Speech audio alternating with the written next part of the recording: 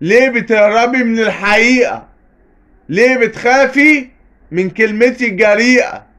ليه عايزة تبعدي حتى لو بالطريقة؟ انا ما كرهتكيش وما اقدرش منسكيش، ولا اقدر من غيرك افارق او اعيش. ليه عاوزة تكوني مش ليا؟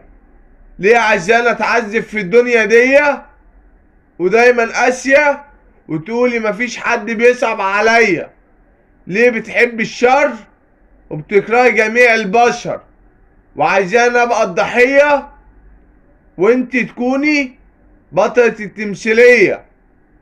انا مش هقدر اوصف انا كنت بحبك قد ايه، بس دلوقتي بكرهك طاطاين. انت واحدة ملعونة ومجنونة وصورتك في بالي سودا. انت اخطر من مثلث برمودا وصوتك زي فحيح التعابين، وكتاب حبنا اتقفل ومش هفتحه تاني حتى لو بعد سنين. انت بجد اكتر واحدة شاطرة في التمثيل. عملت دور الخاينة والأنانية بس على كبير.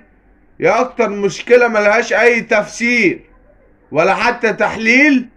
طلعتي قاسية وشرانية بس حبنا في الاخر ايوه هنا عليا.